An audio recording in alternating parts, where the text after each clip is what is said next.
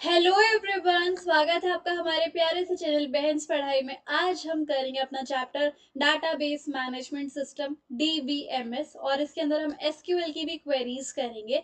सो वैसे तो आपको ये चैप्टर बहुत टफ सा और डरावना सा लगता होगा, बट इतना मुश्किल है नहीं। बल्कि जब आप ये पूरी वीडियो समझ लोगे ना, तब आप कहोगे इससे इजी चैप्टर तो कोई है ही नहीं। ठीक है, so let's begin our chapter without any देरी। अच्छा, कोई भी डाउट है तो आप इंस्टाग्राम पे फॉलो करके डीएम कर देना, और ये नोट्स चाहिए तो टेलीग्राम पे फॉलो कर लेना, फ्री में डाउनलोड कर लेना। ठीक है, सबसे पहले हम बात करते हैं कि ये डाटाबेस होता क्या है। तो भाई, जैसे कि आप इसमें ये देखो, जो जूता स्टैंड होता है उसके अंदर आप क्या रखते हो? जूते रखते हो, है ना। जो बर्तन का स्टैंड होता है उसके अंदर आप बर्तन फिक्स करते हो। नीचे थाली और प्लेट होती है, यहाँ पे छोटी थाली, उसके ऊपर आपके ग्लास रखे रहते हैं, फिर आपके कटोरियां रखी रहती है, ऊपर बड़े बर्तन होते हैं, है ना। तो वैसे ही जो आपका अलग अलग टाइप का डेटा होता है या फिर इंफॉर्मेशन होती है, उसको ऑर्गेनाइज तरीके से रखना किसके अंदर? डाटाबेस के अंदर। जैसे कि टोकरे के अंदर आपके बर्तन भी होते हैं ना, तो टोकरा जो है वो डाटाबेस होता है, और जो बर्तन है वो आपका डाटा होता है। इस तरीके से आप समझ सकते हो। So database is the collection of organize data. ठीक है, ये जो आपका डाटाबेस है जिसके अंदर एक ऑर्गेनाइज तरीके से डाटा स्टोर होता है, इस डेटाबेस को भी संभालने के लिए एक सॉफ्टवेयर होता है, और उस सॉफ्टवेयर का क्या नाम है? डीबीएमएस, यानी कि डाटाबेस मैनेजमेंट सिस्टम। ठीक है, तो ये चीज हो गई आपकी। अब ये डाटाबेस मैनेजमेंट सिस्टम क्या होता है ये देख लेते हैं, है ना। तो डेटा को हम स्टोर कर सकते हैं, रीस्टोर भी कर सकते हैं, एनालाइज भी कर सकते हैं एक सॉफ्टवेयर की मदद से, और उस सॉफ्टवेयर को हम बोलते हैं डाटाबेस मैनेजमेंट सिस्टम। अब दोबारा से समझ लो क्या होता है।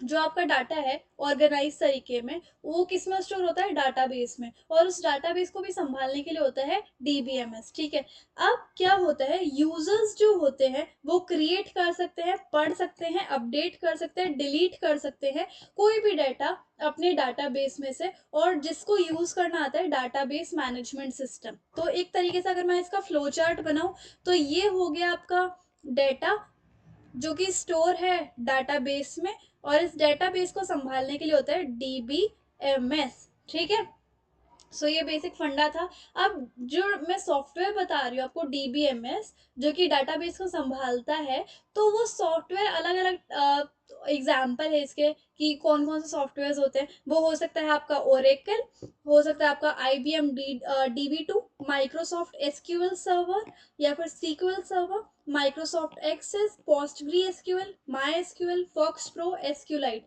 तो basically schools and colleges level पे माई सीक्वल या फिर माई एसक्यूएल यूज होता है। तो इसी की कोडिंग वगैरह आपको सिखाई जाती है ना।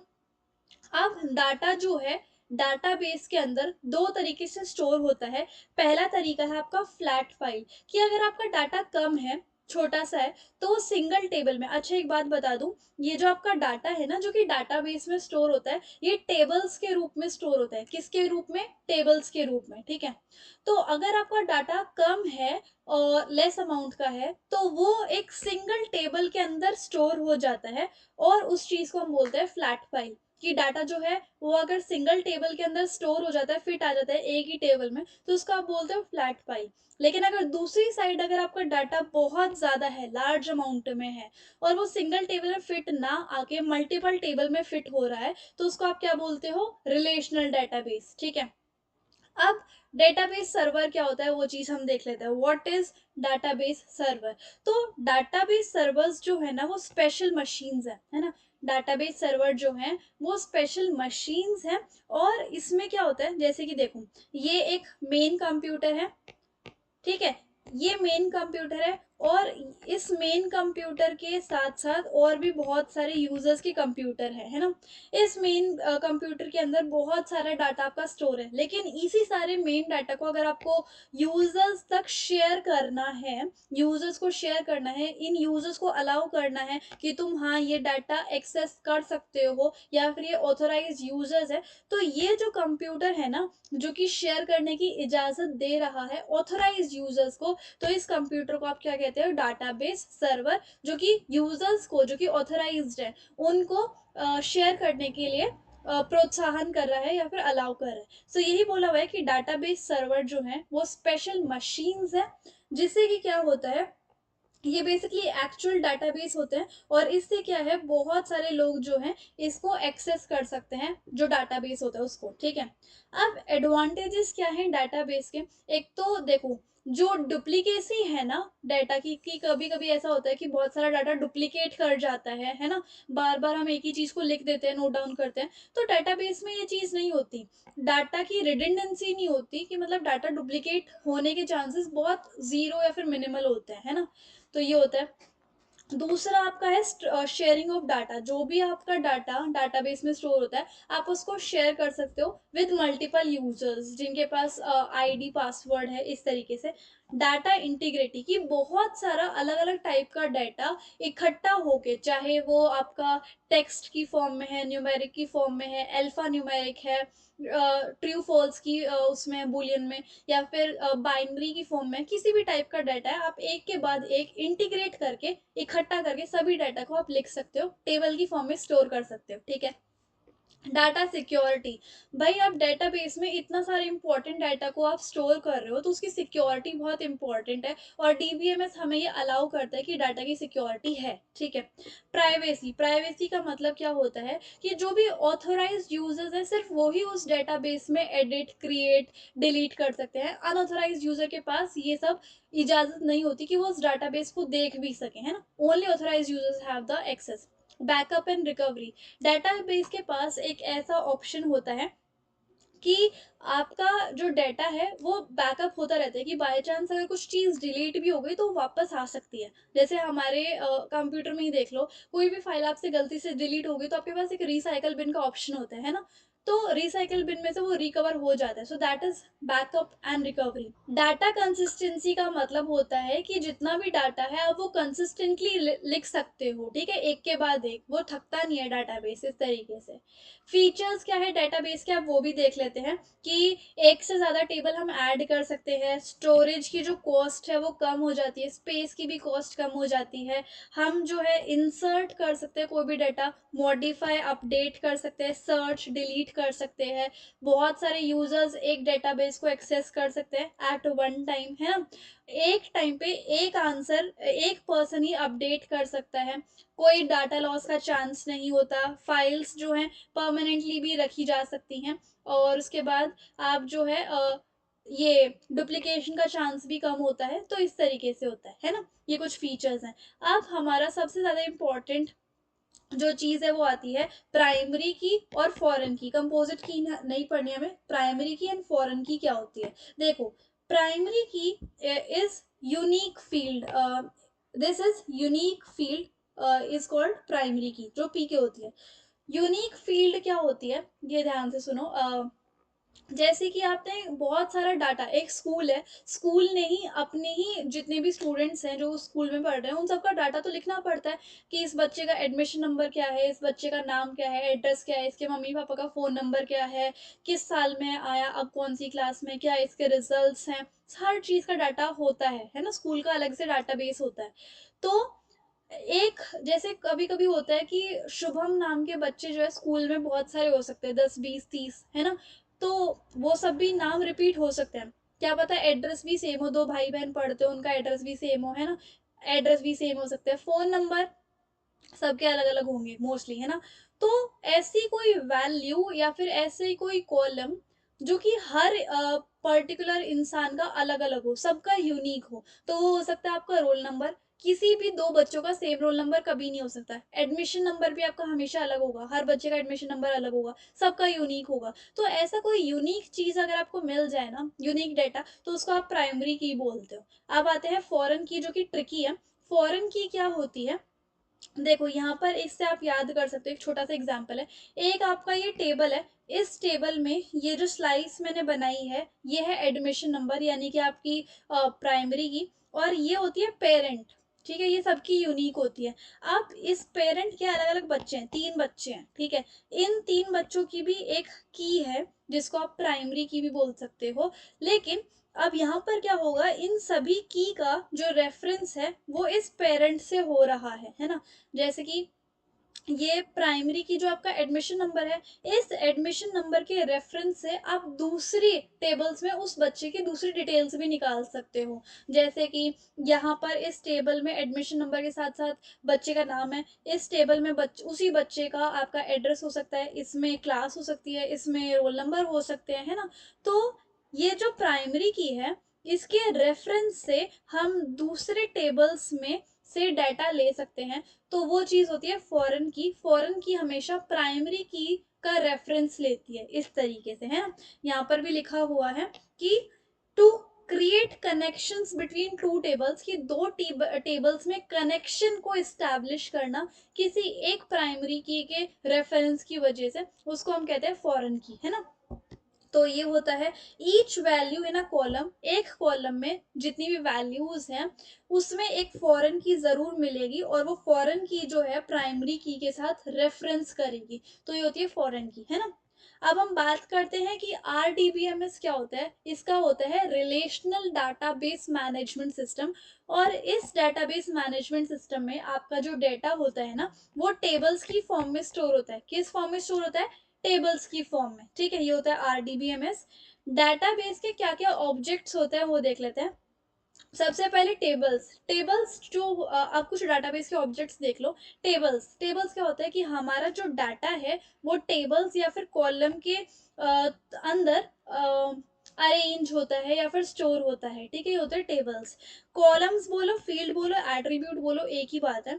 ये जो आपके टेबल में ये स्टैंडिंग पार्ट होते हैं ना, ऐसे, तो इसको कॉलम 1, कॉलम 2 एंड कॉलम 3 बोलते हैं, ठीक है। और ये देखो रोज, रिकॉर्ड और टपल्स कौन सी होती हैं? अगर मैं ऐसे लेटाने वाली लाइंस खींच दूं तो ये रो 1, रो 2 और रो 3, मतलब हॉरिजॉन्टल वाली तो रोज होती है और ये स्टैंड वाले कॉलम्स होते हैं, ठीक है। सो रोज को आप रोज, टपल्स एंड रिकॉर्ड्स भी बोल सकते हो, ओके। अब कैसे डाटाबेस क्रिएट किया जा सकता है ये हमें नहीं पढ़ना क्योंकि ये स्टेप्स हैं। और अब आगे देखते हैं आगे क्या क्या है इसके अंदर। हाँ, डेटा टाइप्स। क्योंकि अब डेटाबेस के अंदर डाटा ही स्टोर होता है, तो वो डाटा जो है न्यूमेरिक की फॉर्म में भी स्टोर हो सकता है, अल्फाबेट की, टेक्स्ट की फॉर्म में भी स्टोर हो सकता है। देखो 5 टाइप का डाटा हम स्टोर कर सकते हैं डाटाबेस के अंदर। एक न्यूमेरिक टाइप, एक अल्फा न्यूमेरिक टाइप, एक binary type, date and time, other types of variable. तो आपको यही याद रखना है। न्यूमेरिक टाइप पे आते हैं सबसे पहले। तो डाटा अगर नंबर्स के रूप में प्रेजेंट किया जाए तो उसको हम न्यूमेरिक बोलते हैं। अब नंबर्स भी बहुत सारे टाइप के होते हैं ना, जैसे कि आपका बुलियन, यस और नो की फॉर्म में, टाइनी इंटीजर्स जो कि 0 to 225 होते हैं, स्मॉल इंटीजर्स जो कि -2 की पावर 15 से लेकर +2 की पावर 15 - 1 इस लेवल तक। फिर integers, big integer, number, decimal, real numbers, float, double, ये सब चीजें जो हैं वो नंबर्स की फॉर्म में आ सकती हैं। तो ऐसी ऐसी वैल्यूज भी आप डेटाबेस में स्टोर कर सकते हो। अल्फा न्यूमेरिक टाइप्स कौन से होते हैं? जब आपको अल्फाबेट्स भी यूज करने होते हैं और नंबर्स भी यूज करने होते हैं, बोथ लेटर्स एंड नंबर्स, है ना। सो ये होते हैं अल्फाबेट्स। एंड इसके अंदर आपके आते हैं लॉन्ग वेरकर। लॉन्ग वेरकर का क्या मतलब होता है कि आप जो है वो 8 कैरेक्टर्स तक के स्टोर कर सकते हो। उसके बाद कैर आता है। कैर में क्या होता है, आप शॉर्ट कैरेक्टर्स यूज कर सकते हो। इसमें आप मैक्स लेंथ लॉन्ग वेरकर में यूज कर सकते हो। वेरकर क्या होता है, इसमें आप स्पेसिफाइड लेंथ तक अपना कैरेक्टर या फिर टेक्स्ट स्टोर कर सकते हो। वैरकर इग्नोर केस का क्या मतलब होता है कि अगर आपका डाटा चाहे वो कैपिटल ABCD में है, छोटी ABCD में है, तो वो दोनों को एक्सेप्ट कर लेगा। बाइनरी टाइप्स क्या होता है कि अगर 0 और 1 की फॉर्म में आपका डाटा है तो वो भी स्टोर हो जाता है। और इसके अंदर भी लॉन्ग बाइनरी, बाइनरी, वैर बाइनरी आता है। तो ये सब चीज़ आपको ज़्यादा रिमेंबर रखने की ज़रूरत नहीं है, बस आप ये ऊपर ऊपर की हेडिंग्स पढ़ सकते हो। डेट एंड टाइम में आप अपना डाटा जो है वो डेट एंड टाइम की वैल्यूज में भी शो कर सकते हो। डेट, टाइम, टाइम स्टैम्प, है ना। और दूसरे डाटा टाइप, और कौन कौन सा डाटा टाइप हो सकता है आपका, जैसे कि जावा ऑब्जेक्ट्स आप यूज कर सकते हो, लाइक दैट, ओके। अच्छा, सेशन नंबर 3 नहीं पढ़ना। सेशन नंबर 4 से अब हम स्टार्ट करते हैं। यहाँ से बेसिक जो है आपकी SQL की क्वेरीज जो है वो आना स्टार्ट हो जाएंगी, ठीक है। तो ये आसान है, इतना मुश्किल नहीं है। अब हम इसको स्टार्ट करते हैं। ओके, अब अगर मान लो आपको अपने डेटाबेस में कुछ डाटा को अपडेट करना, चेंज करना है, या फिर कुछ भी चीज़ें आपको करनी है, डिलीट करना है, या फिर नया टेबल बनाना है, नया डाटा स्टोर करना है, तो उसके लिए आपको यूज़ करनी पड़ती है क्वेरीज। क्वेरीज में आपको दो टाइप की लैंग्वेजेस लिखनी पड़ती है। अब एक होती है DDL यानी कि डाटा डेफिनेशन लैंग्वेज, और एक होती है DML यानी कि डाटा मैनिपुलेशन लैंग्वेज। ठीक है, DDL क्या होता है ये ध्यान से देखो। ये define the structure of table, ये टेबल के स्ट्रक्चर को डिफाइन करता है। टेबल के स्ट्रक्चर को इन द सेंस कि आपका जो टेबल है, टेबल का नाम क्या होगा, टेबल के अंदर कितनी रोज एंड कॉलम ऐड करनी है ना, उसके अंदर कौन सा डाटा भरना है, तो वो सब चीजें DDL स्टेटमेंट में आता है। यानी कि to create the table, to update the table, और to change the data of the table, and to drop यानी कि डिलीट द टेबल, ये सब चीजें DDL में आती है। लेकिन जो टेबल के अंदर का डाटा होता है, अगर उस डाटा को आपको सेलेक्ट करना है, टेबल के अंदर कोई डाटा डालना है, टेबल के अंदर का कोई डाटा डिलीट करना है, या उस डाटा को आपको मॉडिफाई या अपडेट करना है, तो आपको DML स्टेटमेंट यूज करनी होती है ना। तो ये सब चीजें आती हैं DDL और DML में। डाटाबेस क्वेरी क्या होती है? क्वेरी का मतलब ये होता है कि अगर आपको अपने डेटाबेस में कोई डाटा है, उसको चेंज करना है, अपडेट करना है, ड्रॉप करना है, सिलेक्ट करना है, मैनिपुलेट करना है, कुछ भी करना है, तो आपको क्वेरीज लिखनी पड़ती है। यानी कि कुछ कोडिंग लैंग्वेज लिखनी पड़ती है आपको अपना काम करवाने के लिए। सो वो कोडिंग लैंग्वेज इज क्वेरी। ठीक है, अब एक होती है सिलेक्ट स्टेटमेंट। आप चाहते हो कि आपका एक टेबल है, उसका टेबल का नाम है शिखा, मान लेते हैं शिखा उस टेबल का नाम है, और उस टेबल के अंदर शिखा की एज क्या है, उसकी एजुकेशनल क्वालिफिकेशंस क्या है, तो ये सब चीजें उसके बारे में लिखी हुई हैं। ठीक है, तो अगर आपको उस टेबल में से कोई एक स्पेसिफिकली चीज आपको लेनी है, शो करनी है, जैसे मान लो उसकी एकेडमिक क्वालिफिकेशंस क्या है, वो आपको सिर्फ वही आपको सेलेक्ट करनी है, तो उस टाइम पे आप सिर्फ सिलेक्ट स्टेटमेंट का यूज करते हो। ठीक है, अब सिलेक्ट स्टेटमेंट के भी दो पार्ट होते हैं, एक वेयर और एक ऑर्डर बाय। ठीक है, वेयर और ऑर्डर बाय जो है, अभी हम कोडिंग देखेंगे, SQL कमांड्स देखेंगे, तो उसमें आपको समझ में आ जाएगा। SQL क्या होता है, मैंने आपको बताया था। DBMS क्या होता है, डाटाबेस को संभालने वाला सॉफ्टवेयर। तो DBMS का एक एग्जांपल्स भी दिए थे मैंने आपको, ओरेकल, MySQL, SQL। तो MySQL जो है कोडिंग लैंग्वेज है, जो कि DBMS का एक एग्जाम्पल है। तो यही सारी चीजें अब हम सीखेंगे MySQL। तो अब सिलेक्ट स्टेटमेंट को हम कैसे यूज कर सकते हैं? Select star from table name, ये अभी आपको समझ नहीं आएगा। अब हम कुछ क्वेश्चंस करेंगे जिससे कि आपको ये सारी चीजें समझ में आ जाएंगी। ठीक है, सो क्या होता है, जैसे कि query is related to simple select statement. अभी हम सिर्फ सिलेक्ट स्टेटमेंट के कुछ क्वेश्चंस करते हैं। जैसे कि यहाँ पर आप देखो, हमारे पास एक टेबल है इस तरीके से, यहाँ पर प्रोडक्ट नंबर है, प्रोडक्ट नेम है, प्राइस है और क्वांटिटी है, यही सब चीजें है ना। तो इस टेबल का नाम रखा है इन्होंने क्या? प्रोडक्ट। इस टेबल का नाम क्या है, इस पूरे टेबल का नाम क्या है? प्रोडक्ट। अब यहाँ पर एक क्वेश्चन दिया हुआ है, क्या क्वेश्चन है? Write a query to display all the record from the table. और इस क्वेश्चन को ध्यान से समझो। अब रिकॉर्ड का मतलब होता है रोज, क्या होता है? रोज, ये मैं आपको पढ़ा चुकी हूँ। अब यहाँ पर देखो कितनी रोज है, रो नंबर 1, ये रही रो 1, ये रो 2, ये रो 3, 4, और हाँ बेसिकली यही रोज है ना। और एक ये मतलब 5, इसको भी आप लगा सकते हो। ठीक है, 1 2 3 4 और 5, ये सारी रोज है आपकी। ठीक है, तो आप को क्या क्वेश्चन दिया है कि आप ऐसी कोडिंग लैंग्वेज लिखो सीक्वल के अंदर, जिसको हम क्वेरी कहते हैं, कि आपकी इस टेबल, टेबल का नाम क्या है? इस टेबल का नाम है प्रोडक्ट। प्रोडक्ट का जो टेबल है, इसके अंदर से सारी रोज आप डिस्प्ले करवाओ। तो आप क्या करोगे? सिलेक्ट लिखोगे, सिलेक्ट स्टेटमेंट, सिलेक्ट, और ये स्टार बनाओगे। स्टार का क्या मतलब है कि जब आपको हर चीज, टेबल की हर चीज डिस्प्ले करवानी हो, यानी कि सारी रिकॉर्ड्स या फिर सारे कॉलम्स, तो select star from product. Product यानी कि आपका टेबल का नाम, यानी कि हमारा जो टेबल है प्रोडक्ट, उसके अंदर से हमें सिलेक्ट करनी है सारी की सारी रोज, तो इसलिए आप स्टार लगा रहे हो, सिलेक्ट स्टार फ्रॉम प्रोडक्ट। तो आपका आउटपुट क्या आएगा? सारी रोज आ जाएंगी, रो 1, रो 2, रो 3, 4 एंड 5। ठीक है, अगला क्वेश्चन देखते हैं अब हम। नेक्स्ट क्वेश्चन है, write a query to display product name from the table. अब हमें इस टेबल में से, ये जो ऊपर हमारे पास टेबल था, इस टेबल में से हमें सिर्फ और सिर्फ प्रोडक्ट नेम ही डिस्प्ले करवाना है और कुछ डिस्प्ले नहीं करवाना, ठीक है। तो हम क्या करेंगे, हम सिलेक्ट कमांड का यूज करेंगे कि सिलेक्ट करवाना है हमें मात्र प्रोडक्ट नेम। अब हमें सिर्फ प्रोडक्ट नेम सेलेक्ट करना है या फिर डिस्प्ले करवाना है, कहाँ से, उस टेबल से जिसका नाम प्रोडक्ट है। तो select product name from product, और आपका आउटपुट क्या आ जाएगा, ये देखो प्रोडक्ट नेम वाला कॉलम आ गया, ठीक है। और देखो नेक्स्ट क्वेश्चन है, write a query to display product name and price from the table. ये कह रहे हैं अब उस टेबल में से आपको प्रोडक्ट नेम भी शो करवाना है और प्राइस भी शो करवाना है। तो select product name comma price from product, ठीक है। ये देखो ये आ गया, select product name comma price from product, product is the नाम ऑफ टेबल। तो ये आपका आउटपुट आ गया, गेटिंग।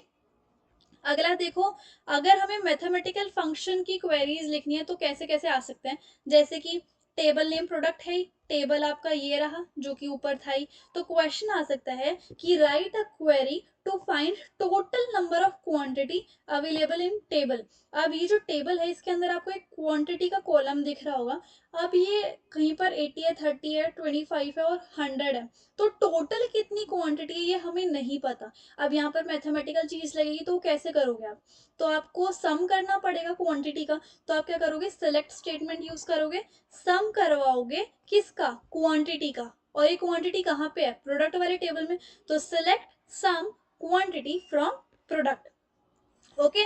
आउटपुट आ जाएगा, आप इन सबको टोटल करोगे तो 235। नेक्स्ट क्वेश्चन है, display total amount of each item. हर एक आइटम, कितना आइटम है आपके पास, सोप पाउडर शैम्पू और सोप बॉक्स, इन सभी का आपको टोटल अमाउंट कैलकुलेट करना है। और वो टोटल अमाउंट कैसे निकलेगा, प्राइस मल्टीप्लाई बाय क्वांटिटी, ठीक है। तो आप क्या करोगे, सिलेक्ट करोगे, क्या सिलेक्ट करोगे कि जो आपका प्रोडक्ट नंबर है वो आपको दर्शाना है कि ये आपका प्रोडक्ट नंबर है। उसके बाद आप प्रोडक्ट नेम भी करवाओगे शो कि ये प्रोडक्ट नंबर है, ये प्रोडक्ट नेम है। आप इस प्रोडक्ट का टोटल अमाउंट कितना है, टोटल अमाउंट कैसे निकालोगे, आप अपने इस प्राइस वाले कॉलम को मल्टीप्लाई करवा दोगे क्वांटिटी से। तो price multiply by quantity from product, product is a table का नाम है ना। तो ये आपका आ गया प्राइस मल्टीप्लाई क्वांटिटी, और ये आपकी वैल्यूज आ गई। नेक्स्ट देखो, write a query to find the average price of the total product. Average कैसे निकालते हो, सभी को प्लस कर दो, divide by number of items, है ना। तो हमें एवरेज प्राइस निकालना है, तो आप कैसे करोगे, सेलेक्ट लिखोगे, आप सिलेक्ट करवा रहे हो क्या, एवरेज का फंक्शन लगाओगे। किस चीज का एवरेज चाहिए, प्राइस का चाहिए, कहाँ से चाहिए, फ्रॉम, टेबल का नाम क्या है, फ्रॉम प्रोडक्ट, और सेमी कॉलन आ गया, ठीक है। तो आपका आउटपुट आ जाएगा। अब यहाँ पर मैंने आपको बताया था कि ये तो हो गया आपके सेलेक्ट के। अब सेलेक्ट में दो चीजें थी, वेयर और ऑर्डर बाय। अब हम करेंगे वेयर वाला, ठीक है। सो अब हम वेयर क्लॉज वाली एंट्रीज को देखेंगे सिलेक्ट स्टेटमेंट के साथ, ठीक है। तो वही आपका टेबल जो है उसका नाम है प्रोडक्ट, टेबल आपको गिवन है। और यहाँ पे कैसे क्वेश्चन आएंगे कि हमें एक ऐसी क्वेरी लिखनी है, ठीक है, जो कि डिस्प्ले करे उन प्रोडक्ट को, डिस्प्ले द प्रोडक्ट, उन प्रोडक्ट को डिस्प्ले करे जिसका प्राइस जो है 90 रुपए से कम है। अब ऐसे प्रोडक्ट कौन कौन से हैं, सोप है, पाउडर है, और शैम्पू भी 90 रुपए से ज्यादा है, और सोप बॉक्स भी 90 रुपए से ज्यादा है। तो हम इसकी स्टेटमेंट कैसे लिखेंगे वो देखो, select star from product, table का नाम क्या है, प्रोडक्ट है, ठीक है। तो प्रोडक्ट टेबल में से उन चीजों को आप सिलेक्ट करो, वेयर, अब यहाँ पर वेयर आ गया, सिलेक्ट का दूसरा पार्ट वेयर होता है। तो वेयर प्राइस जो है कम हो 90 से, और सेमी कॉलन। तो इस तरीके से आपका स्टेटमेंट आएगा, एंटर दबाओगे तो आपके पास आउटपुट आएगा, ठीक है। अगला क्वेश्चन देखो, find write a query to find the total amount of shampoo from the product, की शैम्पू का टोटल अमाउंट क्या है। तो यानी कि शैम्पू की हमें प्राइस इंटू क्वांटिटी करनी पड़ेगी, ठीक है। तो आप क्या लिखोगे, select price into quantity from product, ठीक है। तो हमें सेलेक्ट करना है price into quantity from product, ठीक है। जहां पर प्रोडक्ट का नाम क्या है, शैम्पू, कि जिस भी एरिया पर आपको प्रोडक्ट नेम शैम्पू मिल जाए वहां पर आप उसकी प्राइस इंटू क्वांटिटी कर देना, तो आपके पास आउटपुट आ जाएगा 2526250, ठीक है।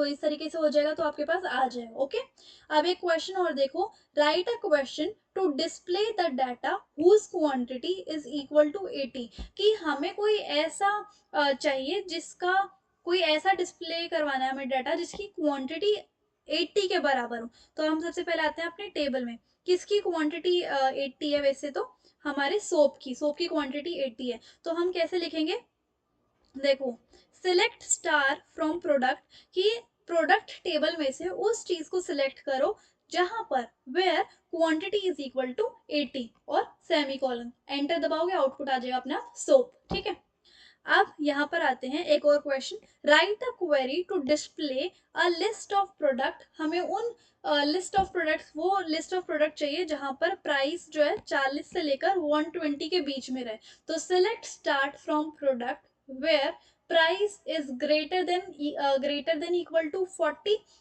और कॉमा एंड, यहाँ पर एंड लगाओगे, and price is less than equal to 120 and semicolon, enter दबा दिया। बस ये सब चीजें आपको याद रखनी है। अच्छा, तो ये आ गया। अब आपको ऑर्डर बाय वाली क्वेरीज देखनी है। ठीक है, ऑर्डर बाय में कैसे कैसे क्वेश्चन आ सकते हैं, टेबल वही है, टेबल नेम आपको प्रोडक्ट दिया हुआ है, क्वेश्चन आएगा write a query to display the list of product name in alphabetical order, कि ये जो आपका प्रोडक्ट नेम है इसको आप अल्फाबेटिकल ऑर्डर में करो, मतलब कि पहले आएगा जैसे पी आएगा, फिर आपका आएगा शैम्पू, फिर आपका आएगा सोप बॉक्स, फिर सोप, इस टाइप से कुछ अल्फाबेटिकल ऑर्डर में हो। तो आप क्या करोगे, select star from product, product select star from product, की प्रोडक्ट में से उन चीजों को सिलेक्ट करो, ऑर्डर बाय, कि आप ऑर्डर कर रहे हो कि प्रोडक्ट नेम वाला जो कॉलम है वो असेंडिंग ऑर्डर में हो, तो यानी कि order by product name ASC।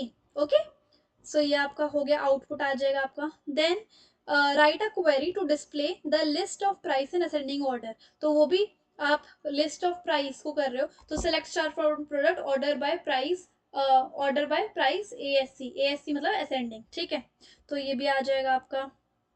और उसके बाद डिसेंडिंग ऑर्डर में करना है तो DESC लगा दो। ठीक है, ये भी हो जाएगा। अपडेट स्टेटमेंट, अगर आपको अपडेट करना है कोई भी डाटा तो आप कैसे कर सकते हो, इसकी क्वेरी देखो, टेबल नेम वही है प्रोडक्ट, आपको टेबल दिया हुआ है, क्वेरी देखो, write a query to update the price of shampoo, shampoo का प्राइस आपको चेंज करना है प्रोडक्ट टेबल में, तो आप कैसे करोगे, अपडेट स्टेटमेंट का यूज करोगे।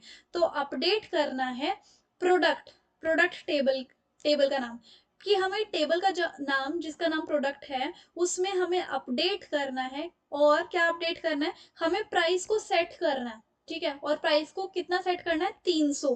कहाँ पर सेट करना है प्राइस 300, जहां पर प्राइस आपको 250 दिख जाए, यानी कि एक जगह हमें प्राइस दिख रहा है 250, उसकी जगह हमें अपडेट करके 300 लिखना है, फिर आप सेमी कॉलन लगा के आउटपुट करोगे तो 250 की जगह 300 आ जाएगा। ठीक है, तो ये कुछ अपडेट की क्वेरीज थी। टेबल को कैसे क्रिएट करोगे, टेबल को क्रिएट करने की क्वेरी देख लेते हैं। जैसे कि क्वेश्चन था, write a query to create the following table in the database. अब आपको यहाँ पर टेबल नेम दे रखा है प्रोडक्ट, और आपके पास फील्ड और डाटा टाइप है, ये कुछ फील्ड के आइटम है, डाटा टाइप के आइटम है। तो आप इसका टेबल कैसे बनाओगे, तो आप लिखोगे क्रिएट टेबल। ठीक है, उस टेबल का नाम होगा प्रोडक्ट, फिर आप ब्रैकेट में लगाओगे कि उसके अंदर आना चाहिए प्रोडक्ट नंबर। प्रोडक्ट नंबर जो है इंटीजर की फॉर्म में होगा, यानी कि ये जो प्रोडक्ट नंबर है ये इंटीजर की फॉर्म में होगा। और प्रोडक्ट नेम, यानी कि ये जो प्रोडक्ट नेम है ये वैरकैर की फॉर्म में होगा 20 में। उसके बाद ये जो आपका प्राइस है वो इंटीजर की फॉर्म में होगा, ये, और ये जो आपकी क्वांटिटी है वो भी इंटीजर की फॉर्म में होगी। उसके बाद bracket close and semi colon, तो ये सब चीज है। ठीक है, तो ये आपने कर दी और ये आपका आ गया। ओके, तो ये वाला जो टेबल है ये आपको बनाना था, जिसमें आपका ये जो कॉलम नेम है, फील्ड का मतलब क्या होता है कॉलम, की आपके कॉलम नेम आ जाए। ओके, और डाटा टाइप इनका ये हमने लिख ही दिया। ओके, अच्छा, इंसर्ट कैसे कर सकते हैं हम टेबल को, कि अगर हमें वो जो टेबल हमने बनाया था उसके अंदर अब हमें वैल्यूज़ डालनी है तो कैसे करोगे? ये सारी वैल्यूज़ उस टेबल के अंदर आपको डालनी है। तो आप यहाँ पर इस तरीके से करोगे, जैसे कि आपको एक रो डालनी है नई वाली, जैसे कि आपको एक रो डालनी है अपने टेबल में नई वाली, और उस रो के अंदर आपका आएगा 72, हेयर कंडीशनर 350 और 60 ऐसी वैल्यूज़ आएँगी। तो हमें इंसर्ट करनी है अपने इस टेबल में, तो आप लिखोगे इंसर्ट इनटू, हमें इंसर्ट करना है प्रोडक्ट, जो है हमारा टेबल का नाम है, इंसर्ट करना है हमें प्रोडक्ट वाले टेबल में। क्या करना है? Product number, product name, price और क्वांटिटी, जो कि हमने पहले हेडिंग्स डाल दी थी ऊपर वाले क्वेश्चन में, और उसके अंदर आप वैल्यूज डाल दो 72, हेयर कंडीशनर 350 और 60, ये आपकी कुछ वैल्यूज होगी, ठीक है। तो ये सब चीजें होंगी। आउटपुट जो है वो भी आपका आ जाएगा, ये सब का सब। तो इस तरीके से, और फॉर्म्स एंड रिपोर्ट जो है वो हमें नहीं करना। तो इस तरीके से फाइनली हमारा ये जो चैप्टर है वो खत्म होता है। एंड आई होप आपको मेरे पढ़ाने का तरीका और वीडियो काफ़ी अच्छी लगी होगी। टेलीग्राम, इंस्टाग्राम दोनों पे फॉलो कर लेना। So if you like the video and the explanation, then please do like, share, comment and subscribe the channel. Thank you so much.